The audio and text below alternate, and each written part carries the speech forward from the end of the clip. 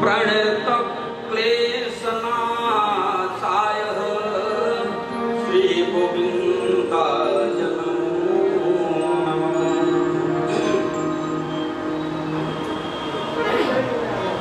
श्रीमद्भागवत महापुराण पावन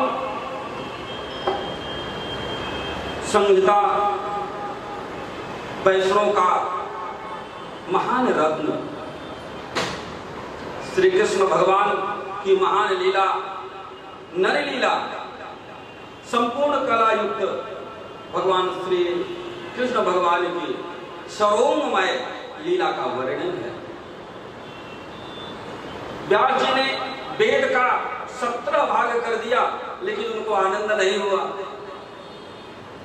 तो स्वयं ब्रह्मा जी के पास अपने पिताजी के पास गए, कहते हैं कि प्रभु वेद का 17 भाग मैंने कर दिया लेकिन हमको आनंद नहीं आ रहा है, ऐसा क्यों? ब्रह्मा जी ने कहा बेटा 17 पुराणों में तूने देवताओं की भगवान की जितने अवतार हुए हैं उनका तुमने वर्णन किया है, भगवान का वर्णन किया है, लेकिन भागवत का किसी भी शास्त्र में तुमने वर्णन नहीं अभी तक किया। तो ऐसा एक शास्त्र बनाओ जिसमें भागवतों की रचना हो, बड़ी बड़ी महान भागवतों की वह उसमें व्याख्या करो। व्यास जी ने फिर भागवत महापुराण की रचना किया जिसमें महान संतों की इसमें व्याख्या उन्होंने किया, लेकिन हमारे वैष्णव जहां रहते हैं बिना भगवान के तो रह ही नहीं सकते, इसलिए कहा प्रभु संतों का तो आप वर्णन कर ही रहे हैं तो इसमें अपनी भी लीला थोड़ा सा ला दिए। तो अंतिम स्कंधों में 2-3 स्कंधों में भगवान की लीला, भगवान कृष्ण की लीला का वर्णन उन्होंने किया। सब आप सत्यनारायण भगवान की पूजा भी सुनते हैं, उसमें भी देखिए 5 संतों की कथा आपको सुनाई जाती है ना। सत्यनारायण माने विष्णु भगवान को अपने भक्तों की कथा सुनने में बहुत आनंद आता है। श्रीमद्भागवत महापुराण के अंदर वैसे ही महान भागवतों की रचना है, महान भागवत है, उसमें महान भागवत एक है संत विदुर जी। विदुर जी अपने में अलौकिक, स्वयं यमराज के, स्वयं यमराज धर्मराज के अवतार हैं। विदुर जी हस्तिनापुर में रहते हैं। सुखदेव जी कहते हैं राजा परीक्षित मैं तुमको ऐसे महान भागवत की कथा सुनाऊंगा जिससे तुम आनंदित हो जाओगे। कहा प्रभु हमको बताइए कौन से महान भागवत हैं? कहा पूर्व काल में अपने समृद्ध घर को छोड़ करके जंगल को चल दिए, सारे वैभव घर में बसे भरे हो तो घर छोड़ने का मन नहीं करता भाई। आदमी जब परदेश चलता है भाई तो अपने अगर पत्नी बच्चे घर में हैं तब तो भी बार बार मुड़ मुड़ के देखता है, आंसू बहाता है और घर में आते 20 बार फोन करेगा कि कहाँ कैसे हैं। लेकिन राजसी भोग को छोड़ करके विदुर जी जंगल चले गए अपने पत्नी को लेकर। सुखदेव जी कहते हैं राजा परीक्षित जब भगवान पांडवों के दूध बनकर आए थे तो दुर्योधन के महलों में उन्होंने भोजन नहीं ग्रहण किया। देखिए जहां पर धर्म है वही रक्षा है ना। महाभारत में देखा जाए तो कौरवों और पांडवों की तरफ धर्मराज युधिष्ठिर और कौरवों की तरफ धर्म के स्वरूप स्वयं विदुर जी है। विदुर जी जब वहां से धर्म गया तभी से विनाश चालू, सारी समृद्ध भरी है ना। उस कौरवों के पास क्या कमी है, लेकिन वहां से धर्म का जैसे ही वहां से धर्म गया वैसे ही वो विनाश चालू। जीवन में धर्म की बहुत बड़ी व्याख्या है। लोग कहते भाई हम तो अपने पौरुष से कमाते हैं, इसमें और किसी का ऐसा, अरे भगवान की कृपा उनकी कृपा जहाँ हुई भाई, अगर उनकी थोड़ी सी दृष्टि हुई, एक नस ढीली कर दिए, सीताराम बड़े अच्छे थे लेकिन अभी बेचारे पागल हो गए। वो भगवान की कृपा है।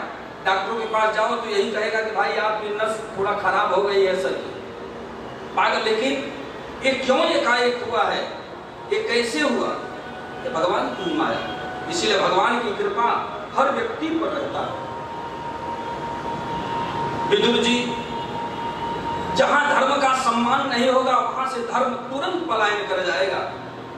विदुर जी और सुरभा रानी दोनों बेचारे गंगा के किनारे अपनी छोटी सी कुटिया रमा करके वहां पर रहा करते हैं। पूरा दिन 3 घंटे भजन करते हैं, 3 घंटे भगवान का ध्यान करते हैं और 3 घंटे वो कीर्तन किया करते। ऐसे पूरा जीवन अपना वो 12 साल तक भगवान की भक्ति में अपना मन लगा दिया। भगवान की भक्ति में मन लगाओ भाई, भगवान की जितनी आराधना जैसे करेंगे प्रेम होगा तो ही आएंगे। अपना छोटा रिश्तेदार है उसको अगर आप प्रेम ना करो तो आपके घर में आना नहीं चाहेगा। विदुर जी सुरभा रानी आनंदित हो रहे हैं। एक दिन विदुर जी गंगा स्नान करने जा रहे थे तो चारों तरफ बहुत सजाया जा रहा था, रास्ते साफ किए जा रहे थे, फूल बिखेरा जा रहा था। विदुर जी ने पूछा कि भाई यहाँ क्यों हस्तिनापुर के रास्ते, हस्तिनापुर क्यों दुल्हन की तरह सजाई जा रही है? लोगों ने बताया द्वारिकाधीश आने वाले हैं, इसलिए दुर्योधन अपनी नगरी को चारों तरफ रास्ते पर भी सजा रहा है। धर्म से लेने की चाह जगत में सबको है, लेकिन धर्म की रक्षा करने की चाह नहीं। स्वयं विदुर जी की आंखों में आंसू आ गए कि भगवान की कब मोहिनी स्वरूप का मुझे दर्शन होगा, भगवान कब मुझसे मिलेंगे। आकर के भगवान का भजन करते हुए, मन में जाप करते हुए वे तुरंत अपने घर आ गए। एवं पुरा पृष्ठो मैत्रेयो भगवान अखिल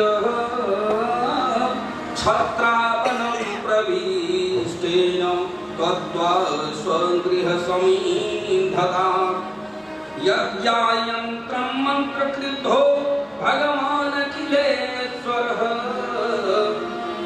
पैरवेन्द्र गृहं हेत्वा प्रविवेशं सांकृतम्।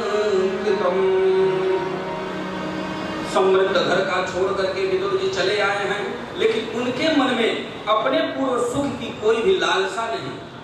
वे भगवान के निरंतर सुनहरी स्वरूप को ही सोच रहे हैं। विदुर जी सोच रहे हैं भगवान दुर्योधन के घर में जा रहे हैं। दुर्योधन तो महान पापी है, उसके कटु वचनों से मैं पीड़ित होकर के मैं यहाँ आया हूँ। हमको कितना अपमानित किया।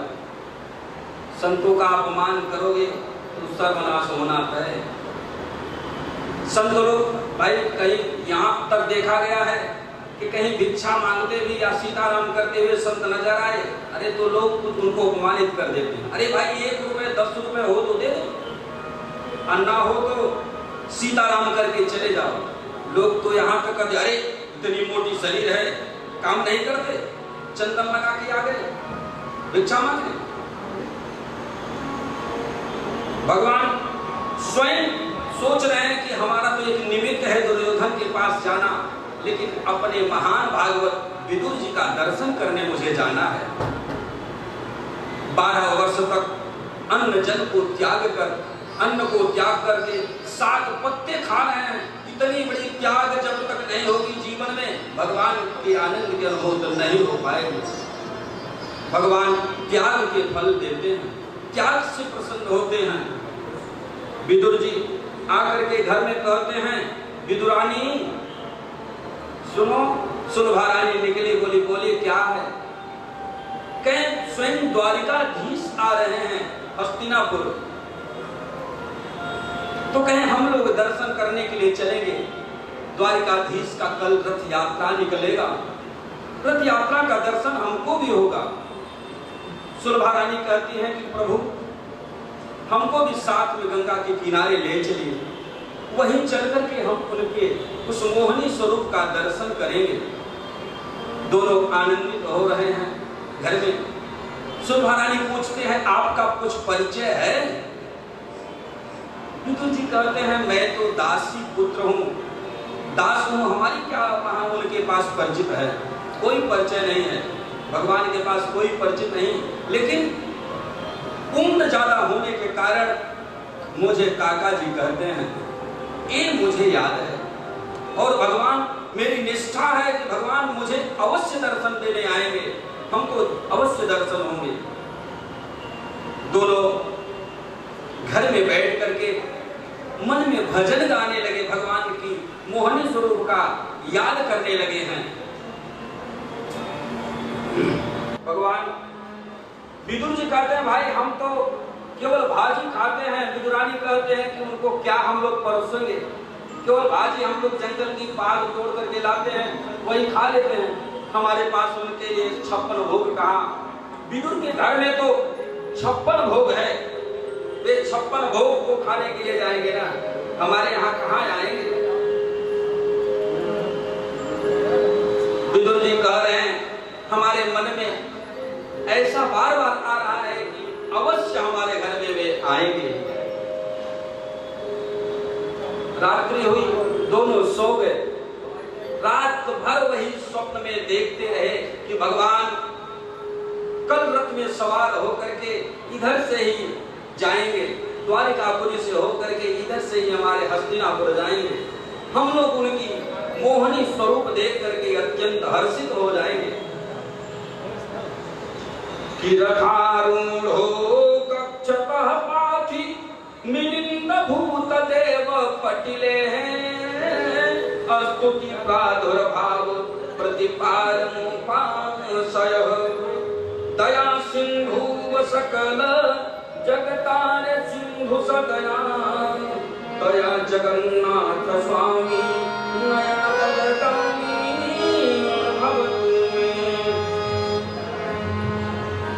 जो बड़े बड़े ब्राह्मणों के वेद मंत्रों पर खुश होने वाले,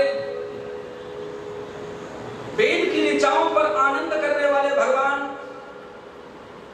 वे हमारे यहाँ पर जंगल में कैसे आएंगे? हमारे पास तो उनको बिछाने के लिए कोई वस्त्र भी नहीं।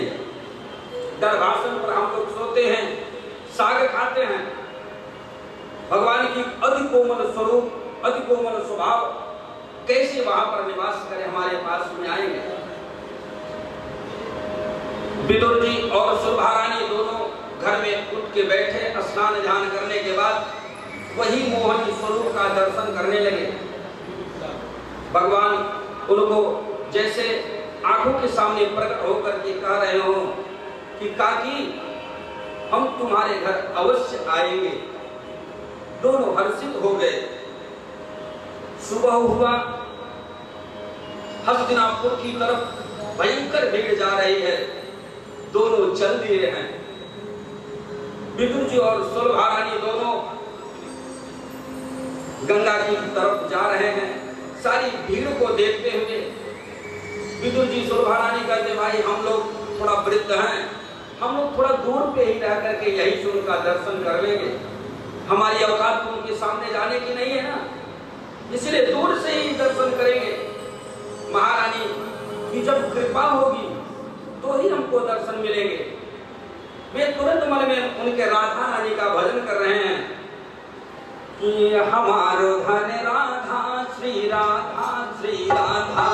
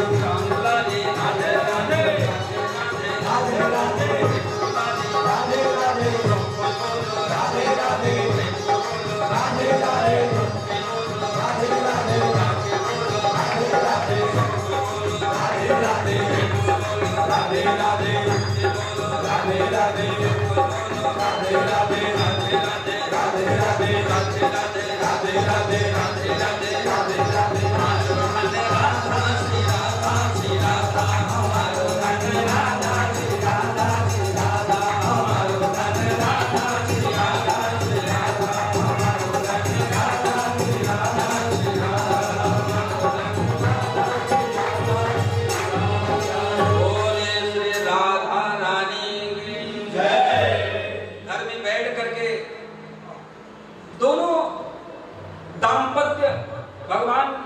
भजन कर रहे हैं। राधा रानी माने स्वयं भगवान कृष्ण की वांगमय शरीर अंग, स्वयं भगवान कृष्ण ही जैसे स्त्री युक्त इंसान है ना, वैसे राधा के बिना भगवान नहीं रह सकते। कुछ लोग पूछते हैं भाई रुक्मिणी इत्यादि भगवान ने इतनी शादियां की, राधा रानी से क्यों शादी नहीं किया? भगवान ने कहा यस्याम कृतो यंगः प्रतारक्षते सर्वभ्यम विशति मां, वे हमारे स्वयं अंग में समाई हुई हैं। अगर हमारे अंग में समाई हुई हैं तो उनसे हम संबंध कैसे करें? संबंध तो एक पराये से बनाकर उसको अपना बनाया जाता है। जो जैसे अपना सगा भाई, वो जन्म से मेरे साथ हुआ है, हमारी माँ के गर्भ से हम दोनों साथ आए हैं, तो भाई का संबंध बनाते रहे, वो बना हुआ है। माँ मेरे पिता, ये सारे संबंध बने हुए आते हैं। भगवान द्वारिकापुरी गए, द्वारिकापुरी में उनका भव्य स्वागत हुआ। हस्तिनापुर में उनका भव्य स्वागत हुआ। अत्यंत प्रेम में सब लोग उनसे जाकर के कहने लगे प्रभु आप पहले जलपान इत्यादि कर लीजिए। लेकिन दूत भाई कहते हैं भगवान तो स्वयं द्वारिकाधीश दूत बन के गए थे ना समझाने के लिए, तो कहते नहीं, हमको पहले भगवान का काम करना है, बाद में हमको फिर नाश्ता इत्यादि जो भी मिलेगा वो करेंगे ना। पहले हमको केवल अपनी बात रखना है और आप क्या बता रहे हैं ये दोनों जाकर संयुक्त भाव से वहां पर मैं बता दूंगा। कृष्ण भगवान कहते हैं पांडवों के लिए आप 5 गांव ही दे दीजिए, हम स्वीकार कर लेंगे। लेकिन दुर्योधन बाप की नहीं चली, बाप नहीं बोल रहा है, बेटा खड़ा होकर के बोलने लगा। बाप का सम्मान खत्म, बेटा खड़ा हो गया तो क्या है? दुर्योधन अधर्म का प्रतीक। हम सुई के नोक के बराबर ही भी नहीं देंगे, आप वापस चले जाओ। आप द्वारिकाधीश हैं, स्वयं नारायण हैं, आपका स्वागत है। धृतराष्ट्र भी कहने लगा अरे गोविंद, आप क्या दोनों भाइयों की लड़ाई में आप बीच में पड़ते हो?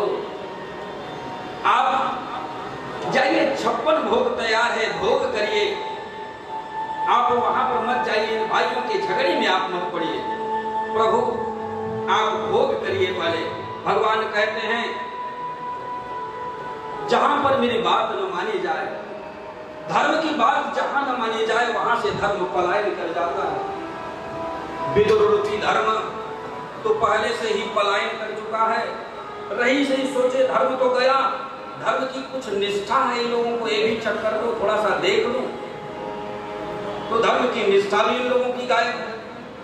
उनके अंदर धर्म की निष्ठा भी नहीं। भगवान चल दिए, बड़े बड़े वेद पाठी ब्राह्मण सभी खड़े हो गए, द्रोणाचार्य कृपाचार्य सभी कहने लगे प्रभु द्वारिका में नहीं खाए हैं, भोजन नहीं कर रहे हैं, तो समय हो गया है, अब तो हमारे घर में चलकर भोग तो लगाइए। भगवान कहते हैं नहीं, हमको भोजन नहीं करना है। बड़े बड़े ब्राह्मण कहते हैं प्रभु समय तो हो गया, कहीं ना कहीं तो आप भोजन जरूर करेंगे ना। द्रोणाचार्य समझ गए कि आप हमारे यहाँ भोजन नहीं कर रहे हैं, आप सर्वस्व त्याग कर जंगल गए, विदुर के घर में आप जरूर भोजन करोगे, ये मुझे पूर्ण आशा और विश्वास भी है। तो भगवान मुस्कुरा करके चल दिए। सुलभा की प्रार्थना पर, उसके हृदय के प्रेम पर भगवान उसके घर जा रहे हैं। जंगल में भगवान से द्रोणाचार्य कहते हैं कि प्रभु हमको कुछ तो बताइए, आप खुल के बता दीजिए आप किसके आप भोजन करेंगे। भगवान कहते हैं नहीं, हमको अपने भक्त के पास जाना है, वहीं पर जाकर के मैं भोजन करूंगा। नारद भगवान भी पूछे थे एक बार बैकुंठ में जाकर विष्णु भगवान से कि प्रभु आप कहाँ वास करते हैं। भगवान कहे ना हम बसामि वैकुंठे योगिनां हृदये च भक्तायन्ति गायन्ति तत्र तिष्ठति नारद। उन्होंने कहा हे नारद, हमारे भक्त जहाँ पर भजन करते हैं वहां पर मैं निवास करता हूँ। मेरा निवास स्थान न वैकुंठ में है, न गोलोक में है, न साकेत धाम में है। जहाँ हमारे भक्त लोग गाते हैं वहीं पर मैं निवास करता हूँ। झोपड़ी में भगवान के आगमन की बात करते हुए विदुरानी और स्वयं विदुर जी भगवान की याद कर रहे हैं, भजन गा रहे हैं। श्याम तेरी बंसी की धुन, श्याम तेरी बंसी की धुन मुझे पागल बना दिया।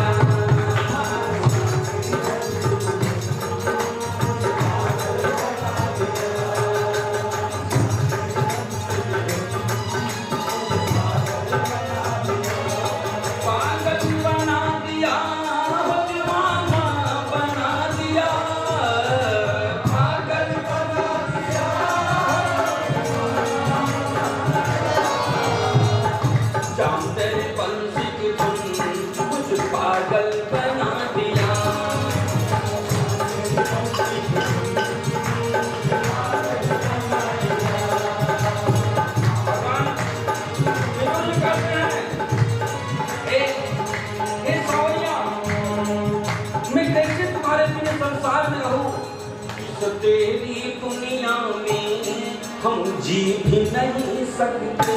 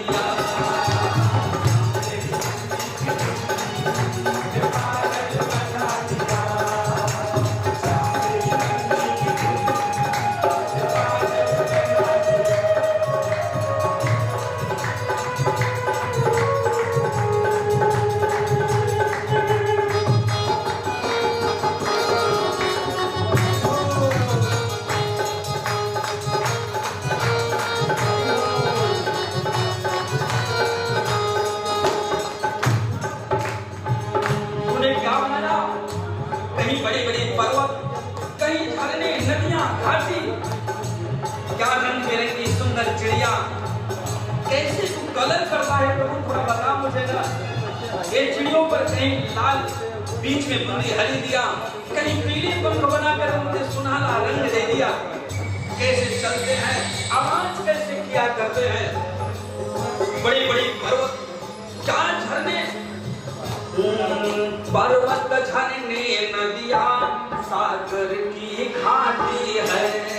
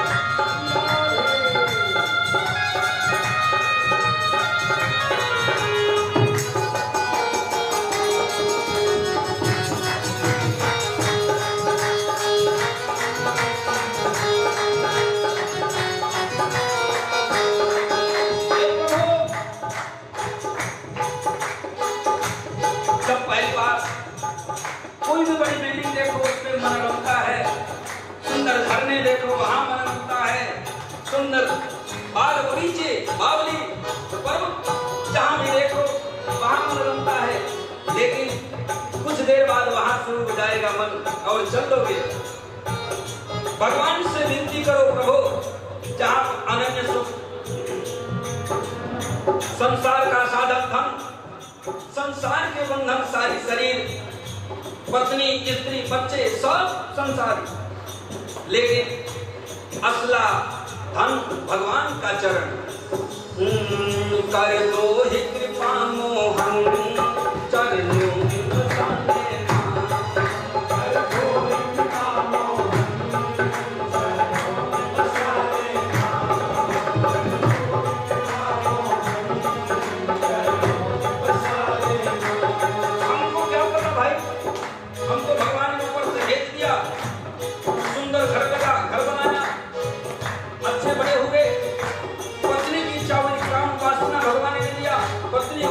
बच्चे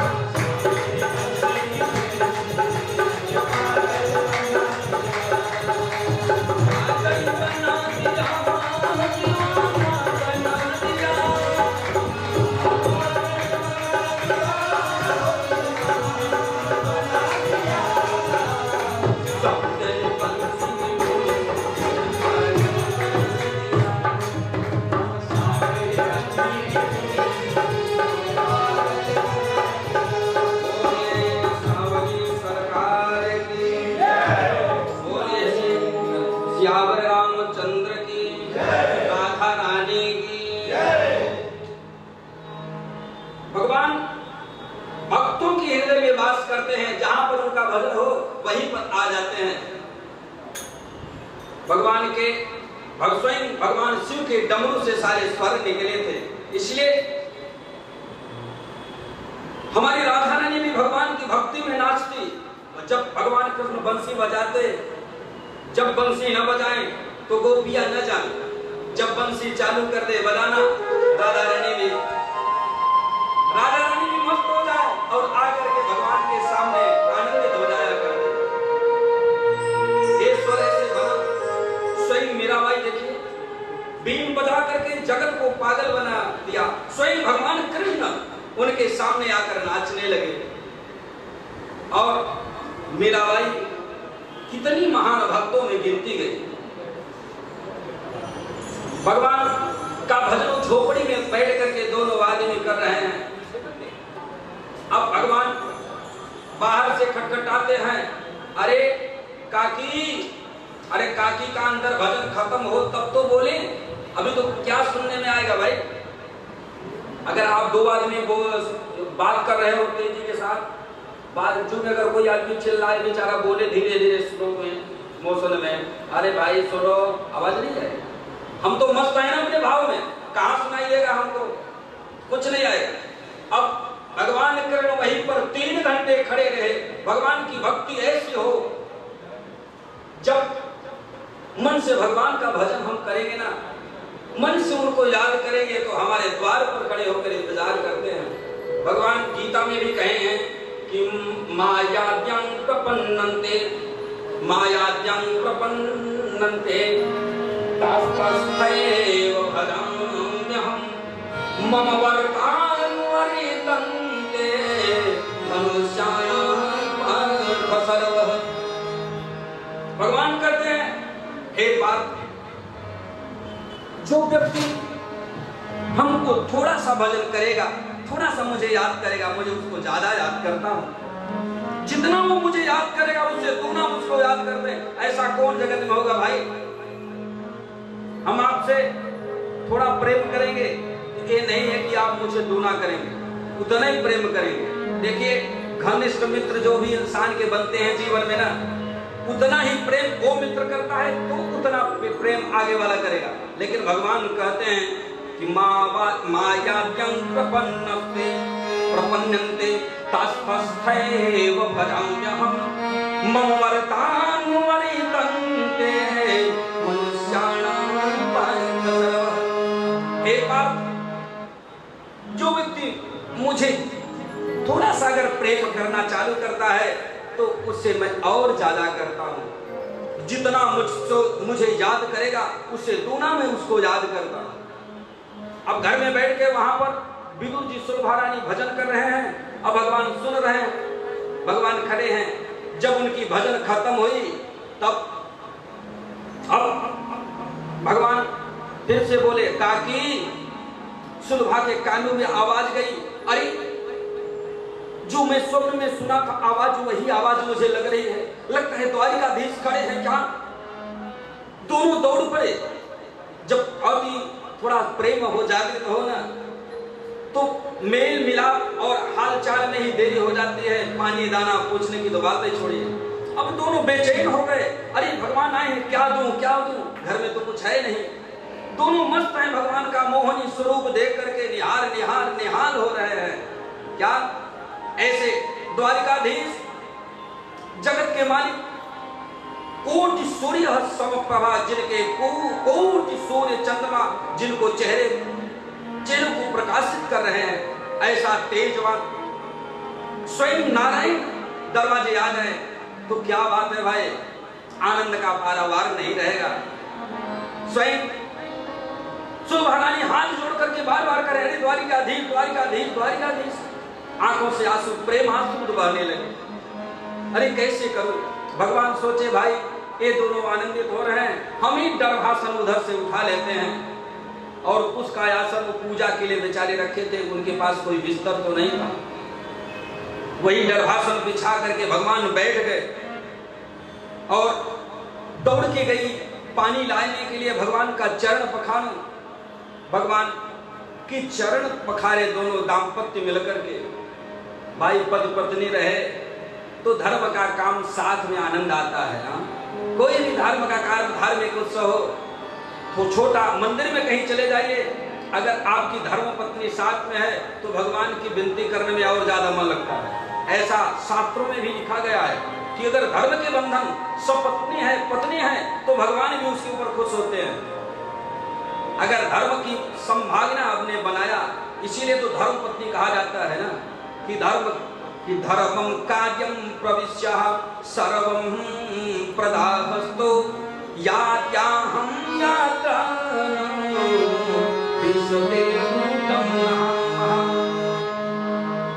धार्मिक कार्यों में ही धर्म पत्नी को कहा गया है। और जुआ खेलने के लिए जो जाते हैं वहां पर पत्नी की जरूरत नहीं है। और इत्यादि पिकनिक पर भी जाओ तो वहां पर भी पत्नी की जरूरत नहीं है। कहीं पर्यटक में घूमने अकेले जाओ, वहां पर भी पत्नी की जरूरत नहीं है। पत्नी ने विवाह के समय भी 7 वचन जो कहे थे ना, तो उसमें यही कहे थे कि धर्म क्रिया में, धर्म भाव में भगवान हाँ हमको हमेशा साथ लेकर रहेंगे। पहले तो अधर्म की बात सोचेंगे भी नहीं, अकेले कहीं जाना भी नहीं होगा। यदि धार्मिक कोई भी काम करते हैं तो हमको साथ में लेकर के करना। दोनों भगवान के पैर पखारे, चरणोदक लिया। चरणोदक भगवान के जब उनके शरीर में गया, आनंद का पारावार नहीं। अब तो मस्त हो गए। भगवान को तिलक कहां से करें भाई? घर में वहां पर वो ब्रह्मचारी का बिल्कुल वैराग्य का धारण किया, वैराग्य स्वरूप उनका है। उस समय पर उनके पास कुछ है नहीं, तो भगवान की धरती की मिट्टी से ही उनका भगवान का तिलक किए हैं। इसीलिए हमारे वैष्णव भगवान का जब उपासना करते हैं ना, अगर नहीं है तो थोड़ा भगवान अक्षर ही, चावल ही उसकी जगह पर समर्पित भगवान को कर। अब द्वारिकाधीश कहने लगे, अरे काकी भूख लगी है, कुछ खाने को दो। अब काकी के पास कुछ हो तो देना। काकी रोने लगी। द्वारिकाधीश स्वयं उसके चूल्हे पर गए और चूल्हे पर जाकर के देखे तो साग का वहां पर पतीना था, साग की बटोई थी, उसमें साग था। भगवान साग ला करके बखान बखान खाने लगे। प्रेम के भगवान भूखे हैं। प्रेमाश्रित त्रिष्ठता वयं कार्यं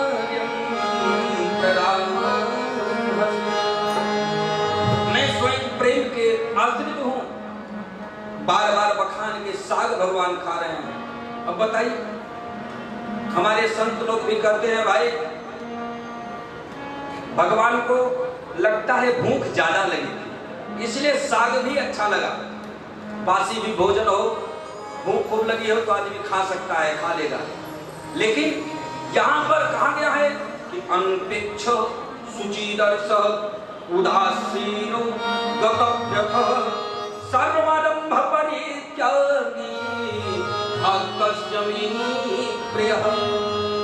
भगवान तो कहते हैं कि जो कुछ चीज की उपेक्षा न करे, अपेक्षित भाव न करे, जो तो भगवान तो उपेक्षित, जो भगवान कुछ खाते ही नहीं, कुछ नहीं करते, लेकिन भक्तों के लिए, भक्तों की क्रिया के लिए भगवान सब कुछ कार्य करते हैं। साग भगवान खा रहे हैं विदुर जी के घर में, बार बार बखान करके साग खाए।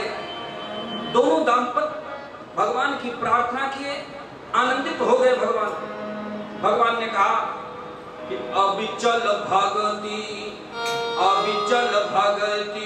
देहु मैं आना, अविचल भगति देहु मैं आना, सुनाहु सहज मम दया निधाना। अविचल भगति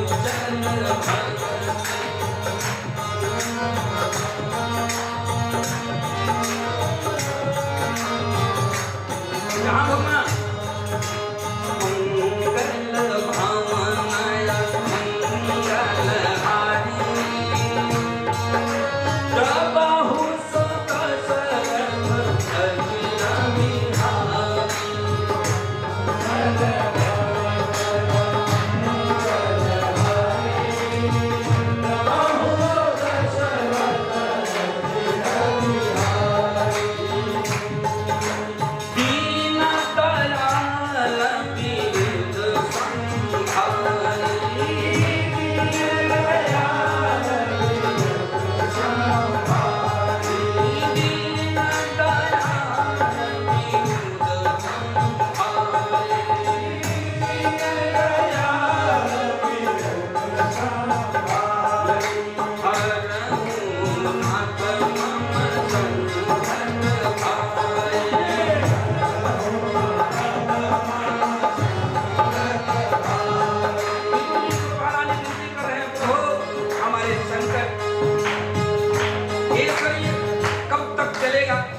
आप ऐसी भक्ति मुझे दे कि हमको कुछ खाने की इच्छा ही ना हो, आपका निरंतर ध्यान करता रहूं।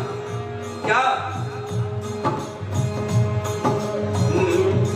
यस्मिन् लोकान्त्रयः यत्र भक्तारि भवतु मम प्रहस्तु सर्वज्ञं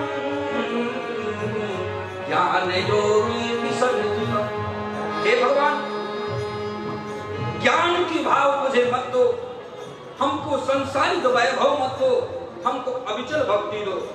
भगवान उनको अविचल भक्ति दे करके अपने द्वारिकापुरी चले गए। विदुर जी ने सोचा, अरे भाई, ये तो द्वारिकाधीश का अपमान करके छोड़ा, स्वयं द्वारिकाधीश जगत के मालिक गए, उनकी एक भी न मानी, चल के मैं समझाऊं। फिर विदुर जी उनके घर गए, हस्तिनापुर जाकर के कहते हैं, धृतराष्ट्र से कहते हैं, अरे आप तो सुनो, ये आपका पाप बन करके प्रकट तुम्हारे कोख से उत्पन्न हुआ है, सर्वनाश कर देगा। इस दुर्योधन की तो बात देखो, अधर्म का पक्ष लेने वाला है, अरे कम से कम आप तो बात मानो। दुर्योधन को सुनाई दिया, तुरंत आ गया, कहता है, अरे काका, क्या दासी पुत्र, तुम मेरे टुकड़े पर पलने वाला, इतनी लंबी तेरी बात, जा मेरे राज से निकल जा, हट जाओ, तुरंत जाओ। और विदुर जी को अपमानित करके वहां से विदा कर दिया। विदुर जी, सुलभा रानी दोनों कहने लगे कि अब हस्तिनापुर के नजदीक हम रहेंगे नहीं, क्योंकि भगवान का जिस राज्य में अपमान हो जाए, जिस जगह अपमान हो जाए, वहां पर वैष्णव को रहना नहीं चाहिए। तुरंत वहां से पलायन कर गए और चल देते हैं रास्ते में। रास्ते में वे सोचे घूमते हुए आगे वृंदावन आ गए। वृंदावन में जहां पर भक्ति रानी स्वयं नाचती है, रमण रेती में, वहां पर जहां पर भक्ति ज्ञान वैराग्य सदा नित्य निवास करते हैं, ऐसे स्थान पर हमारे विदुर जी गए। तब तक में बहुत समय बीत चुका था। वहां पर बृहस्पति के शिष्य उद्धव जी मिल गए। उद्धव जी से दोनों की मुलाकात हुई। उद्धव जी ने कहा, अरे मैं पहचान गया, आप महान भक्त विदुर हैं। विदुर जी ने उनको प्रणाम किया, कहा, प्रभु। उद्धव जी कहने लगे कि भगवान जब वे अपना कार्य समाप्त करके जाने लगे तो मुझे कहे कि उद्धव, तुम इसी वृंदावन में भजन करते रहना, क्योंकि हमारे एक महान भक्त मेरा आएगा, उसको तू रास्ता बताना, उसको एक वैष्णव से मिलाना है, जिससे कि उसको ज्ञान वैराग्य धर्म की दीक्षा संपन्न करे इस संसार से मुक्ति के लिए। इसलिए मैं अभी तक आप ही का इंतजार कर रहा था। हे महान भक्त विदुर जी, आप हरिद्वार में जाकर के भजन करिए। विदुर जी सुलभा रानी के साथ पत्नी को साथ में लिए हैं। क्यों? कहें कि धर्मार्थ क्रियते यज्ञम सपन्याः प्रदाभसु सपल्याः प्रविकर्मण्यो धर्मरक्षति मनः। ब्राह्मणों ने वेद मंत्र के द्वारा जो गंठित कर दिया है, गुठली बना दिया, अब उसको जब तक आप संपन्न, जब तक मुक्ति प्रदान न हो जाए, वैराग्य न आ जाए, तब तक उस बंधन की गुठली इंसान नहीं छोड़ सकता। वो वेद मंत्रों के द्वारा, वैष्णव धर्म के द्वारा वह गुठली बनाई गई है। स्वयं महान विदुर सुलभा रानी के साथ हरिद्वार पहुंच गए। हरिद्वार में जाकर वहां पर भजन कर रहे हैं कि गो पर्यटन मेघ विविध सदा अलक्षित्य सैरः बभूषवेशो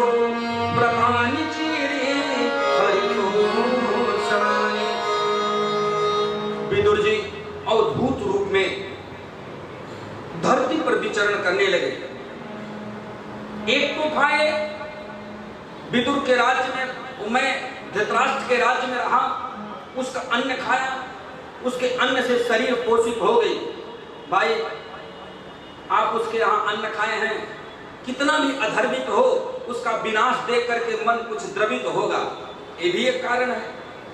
इसलिए विदुर जी उसका राज्य ही छोड़ करके चले जा रहे हैं अवधूत बन करके। अवधूत भेष क्या है कि त्यजतं सर्वे त्याजतं सर्वे अंगपेक्षित न वैष्णवं याजाति पटलो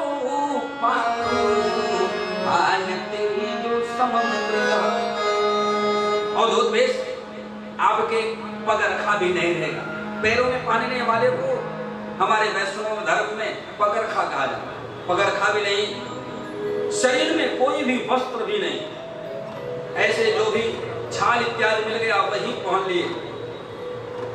विदुर जी वहां से चल दिए, वृंदावन आकर के कुछ दिन तक यमुना जी से भक्ति उन्होंने ग्रहण किया और भक्ति ग्रहण करने के बाद उद्धव जी के आदेशानुसार वे हरिद्वार चले गए। बद्रिकाश्रम हरिद्वार दोनों एक दूर दूर के छोर हैं, दोनों मुक्ति के द्वार हैं। वहीं पर गए, बैठे हैं, इंतजार कर रहे हैं कि एक वैष्णव, महान वैष्णव का मुझसे मुलाकात होगा।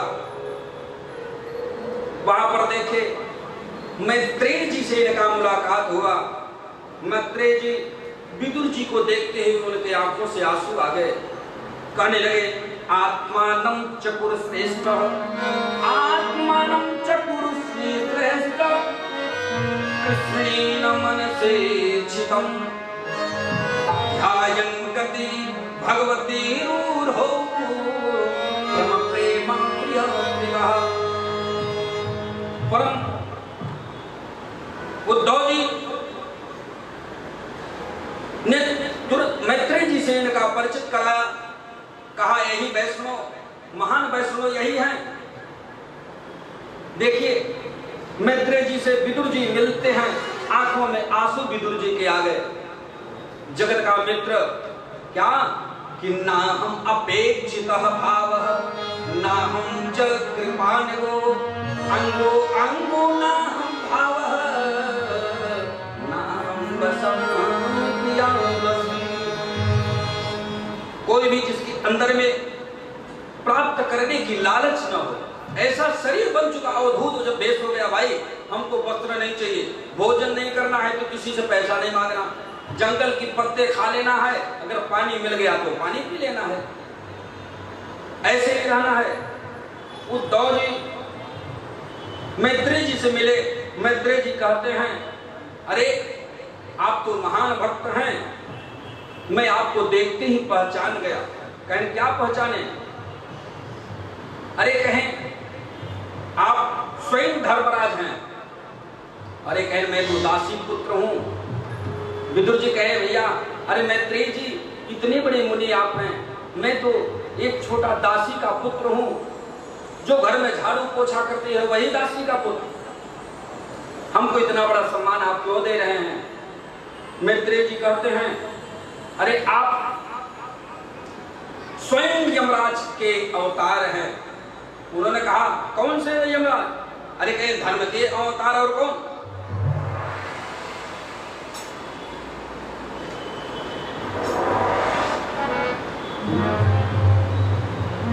विदुर जी कहते हैं कि भगवान की लीला है। कहे नहीं, लक्ष्मी नारायण की कृपा के कारण आपको फिर से इस अवतार दासी पुत्र बनना पड़ा। वो मालिक जगत के हैं। विदुर जी कहते हैं अरे मैं तो दासी पुत्र था, लेकिन श्याम की क्या लीला कि मुझे इतना बड़ा भक्त बना दिया। भगवान हरिद्वार में पहुंच गए।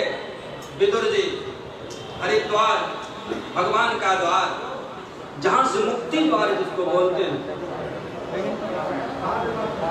मैत्रेय जी को साष्टांग प्रणाम किए, उनकी महिमा का ज्ञान लिया। भगवान की महिमा का ज्ञान मैत्रेय जी ने विदुर जी को दिया। विदुर जी आनंदित हुए, विदुर जी को पूर्व जन्म की कथा बताने लगे। मैत्रेय जी क्या बताते हैं, कहते हैं कि भाई एक बार कुछ चोर राजकोष से धन चुरा करके चोरी करके भाग रहे थे और राजा के सेवकों को पता चला भाई, तो जाकर के उनका पीछा किया। वे चोर घबरा गए, सोचे भाई अब ये तो जा रहा है भाई, अभी हो सकता है मुझे पकड़े न ले। वहीं पर मांडव ऋषि का आश्रम था, मांडव मुनि का आश्रम था। वहीं पर वो चोरों ने वो धन को फेंक करके वहां से भाग गए। राजा के सिपाहियों ने सोचा कि यही मुनि ही असला चोर है। पहुंच गए, उनके पास गए दूत लोग और जाकर कहने लगे, हे मुनि, उस समय पर योग में मांडव मुनि भगवान के ध्यान में थे। अरे मुनि क्या कर रहा है तू? और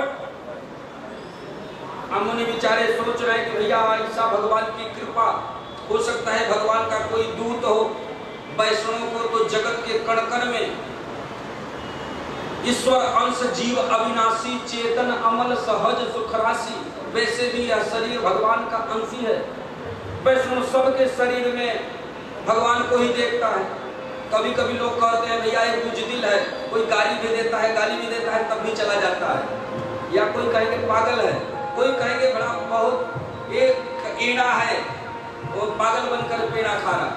ये लोगों की आस्था, लोगों के कहने का भाव है। ऐसे मांडव मुनि को जगाया। मांडव मुनि को कहा, ए मुनि चलो राजा के आश्रम में चलो, तुम्हारे ऊपर चोरी का दंड लगा है।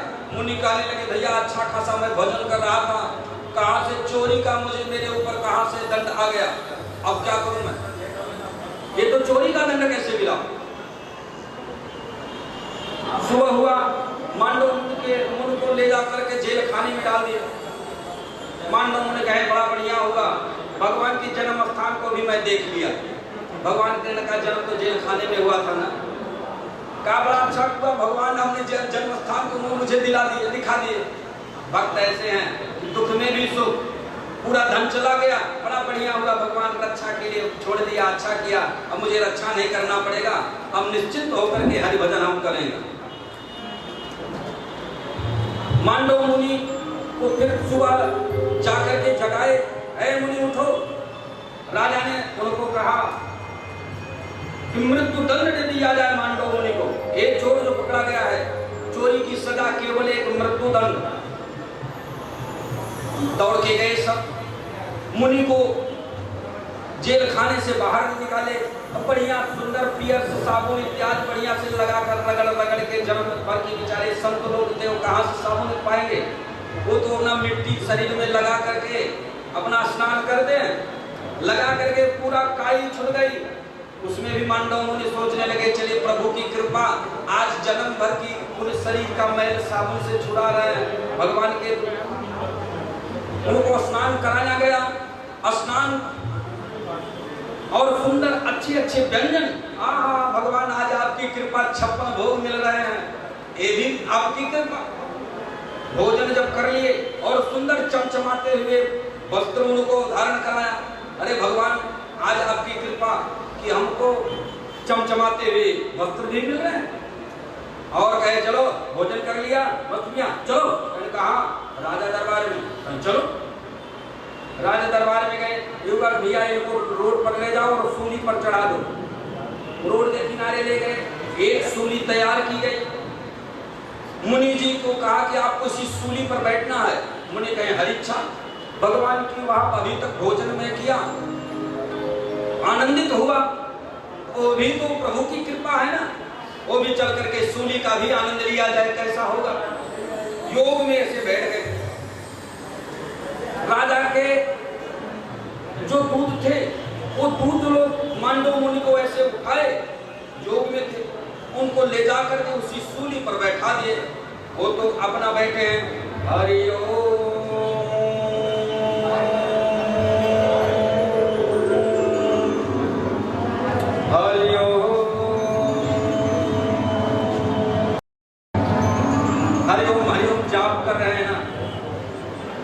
जो भगवान से लग गई है, जब भगवान से लग गई है तो कहां से भाई छूटेगी?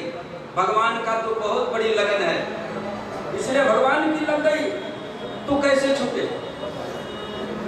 मांडव मुनि के सुई, वो जो सूली थी वो उनके शरीर में चुभे ही ना, खुदा में जा देगा। कुछ देर तक बैठाए रहे, उसके बाद मांडव मुनि के शरीर से विशेष आभा प्रकट होने लगी। राजा की दूत घबरा गए, अरे ये तो क्या, इसके शरीर से तेज निकल रहा है, ये तेज तो हमको भस्म कर देगा। मुनि के शरीर से जो तेज निकल रहा है उससे आहत हो गए, सब लोग आहत हो गए और तुरंत सूली से उनको बाहर किया गया। मांडव ऋषि जब अपने योग निंद्रा में जब जागे तब कहने लगे, राजा घबराया तो कहे, राजा तुमको दंड मैं नहीं दूंगा, मैं यमराज को दंड दूंगा कि तुम क्या कर रहे हो, ये मुझे सूली पर किस लिए चढ़ाया गया। सूली पर यमराज के पास जब गए मांडव मुनि, यमराज भी घबराए कि भैया अभी इनको क्या उत्तर दे। यमराज ने कहा, जब आप 3 साल के थे ना, उस समय पर आप एक तितली के पुच्छ में उसके आपने सुई चुभोया था, इसीलिए उसका दंड मिला। मांडवों ने कहने लगे, अल्प ज्ञान की अवस्था में, 3 साल की अवस्था में किया गया पाप का दंड नहीं और अबोधता के कारण होता है, इसलिए हम आपको श्राप देते हैं कि आप दासी पुत्र बन के प्रकट होइए, लेकिन संतों के प्रति आपकी प्रेम जागृत रहेगी।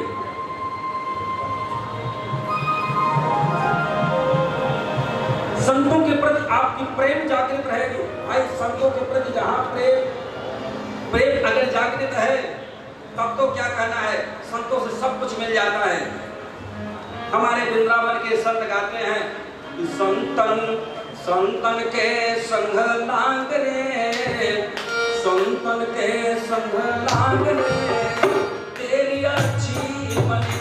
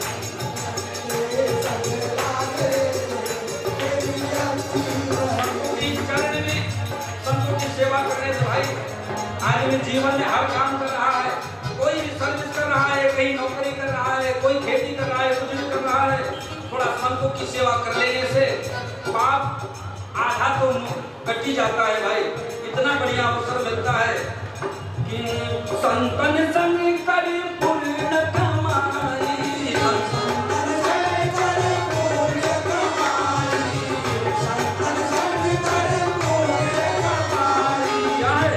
रामचरण अनुराग रे, तेरी अच्छी बनेगी।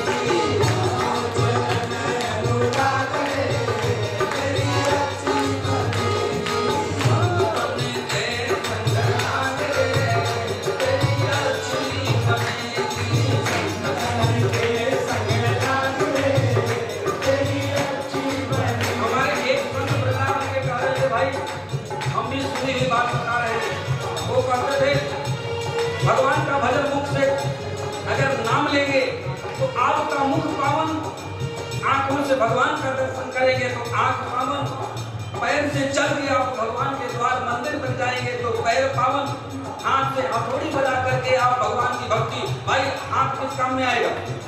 पैर तो भगवान के दर्शन में पैर चल के चलता है तो पैर अपना काम कर लिया, मुख नाम जप करके भजन करके कर लिया, आंख भगवान के दर्शन करके कर लिया, लेकिन हाथ भगवान के भजन में थोड़ा हथौड़ी बजा करके उनको भी पावन कर दे कि ध्रुव जी की बन गई प्रहलाद की बन गई, ध्रुव जी की बन गई प्रहलाद की बन गई, ध्रुव जी की बन गई प्रहलाद की बन गई। अरे सुनी में झांक ले तेरी अच्छी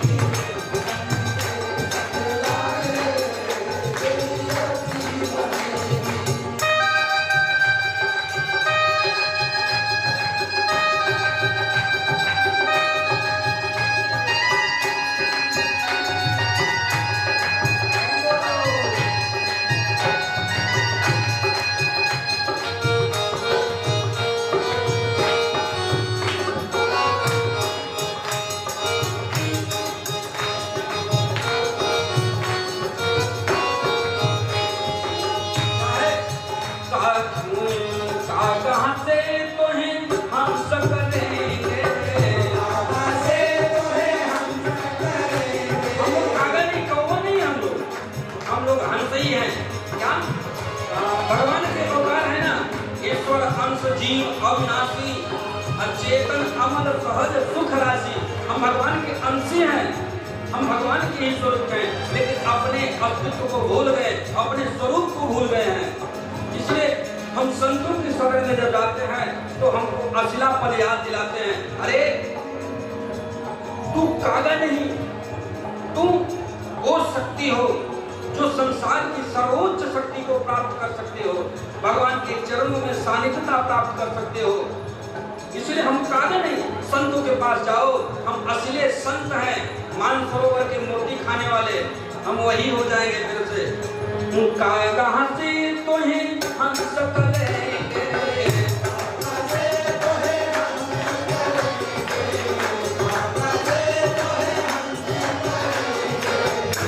जाएंगे उनके टांगने तेरी अच्छी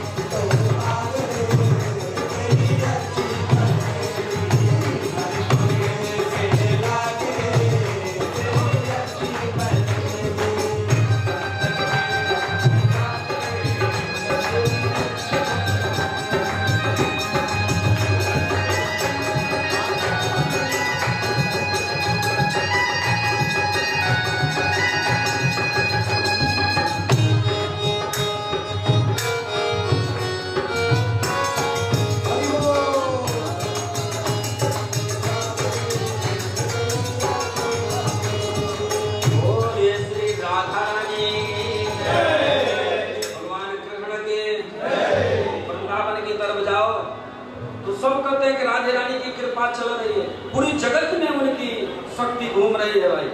राधे रानी की कृपा बहुत बड़ी है। विदुर जी मैत्रेय जी के चरणों में पड़ गए और कहने लगे, अरे प्रभु एक बार बताइए, स्वयं धर्मराज यमराज बनकर के मैं दासी पुत्र हमको जन्म लेना पड़ा। अब तो प्रभु ऐसा गलती मुझसे कभी नहीं होगा कि असात्र चित्य भगवान विश्वम पशु गुणात्मया तया कप्यान भगो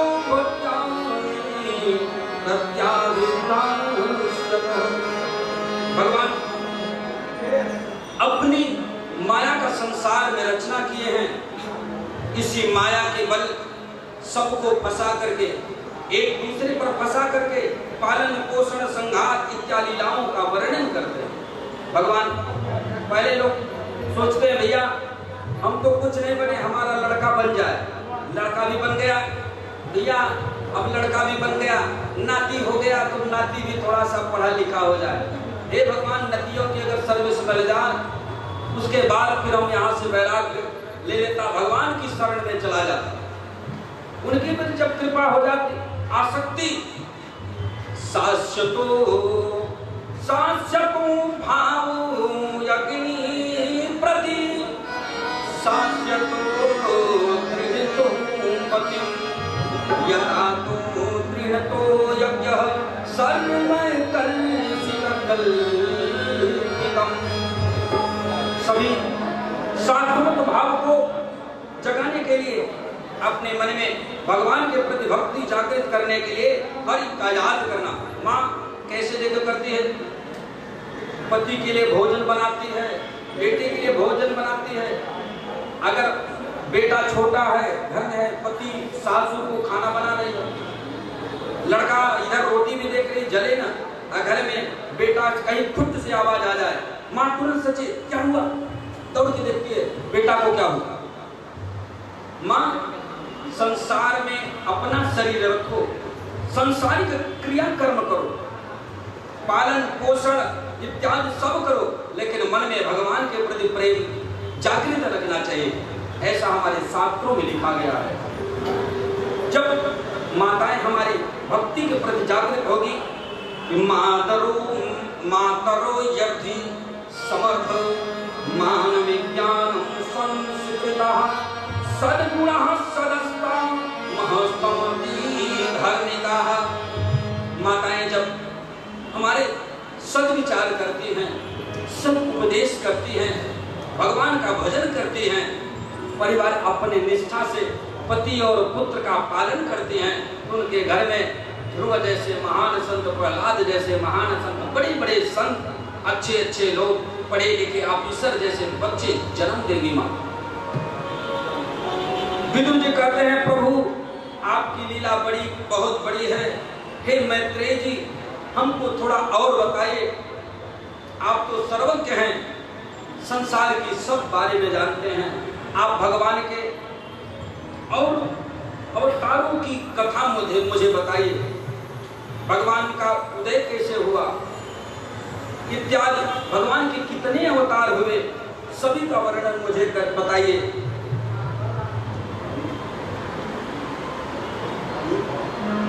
सभी अवतारों की कथा मुझे बताइए। मैत्रेय जी कहते हैं भगवान के नाभि से कमल उत्पन्न हुआ, उससे उस कमल से ब्रह्मा जी उगटे प्रकट हुए, मुख खोलने का उन्होंने अपना प्रयत्न किया और चारों तरफ सोचे कि भैया मैं संसार में पहला व्यक्ति लग रहा हूँ और कुछ दिख नहीं रहा। चारों तरफ देखने की चेष्टा किया तो उनके चारों तरफ मुख हो गया और उनको आकाशवाणी हुई, आप संचार करो, रचना करो, आप जो जो रचना करोगे वो सारी चीजें आ जाएंगी। उन्होंने सृष्टि का निर्माण करने के लिए सोचा। सृष्टि का निर्माण उन्होंने कहा प्रभु कैसे हम करेंगे, कुछ तो बताइए। भगवान की कृपा, स्वयं भी मनु और शत्रुपा के रूप में भगवान ही अपने दो, जिसको नर नारायण कहते हैं, द्वादश स्कंद भागवत में भी जब महाप्रलय हुआ उस समय पर हमारे नर नारायण ही केवल धरती पर बचे। उन्होंने संसार की सृष्टि का संचार किया। और स्वामी मनु शतरूपा जब वे प्रकट हुए उस समय पर पृथ्वी तो वहां चली गई थी पाताल में। ब्रह्मा जी कहते हैं भैया मैं कैसे सृष्टि का संचार करूं, पृथ्वी तो है नहीं। तो भगवान स्वयं हिरण्याक्ष और सिंहनाक्ष का वध करने के लिए 12 रूप में प्रकट हुए और 12 रूप प्रकट होकर के जाकर 12 का उन्होंने कश्यप और दिति के पुत्र हिरण्याक्ष का उन्होंने वध किया। वध करके पृथ्वी धरती पर लाए और सृष्टि का संचार किया। बस इसी के साथ अपनी वाणी को विराम, थोड़ा सा राधा रानी का भजन। रानी राधे रानी मेरी ठाकुरानी।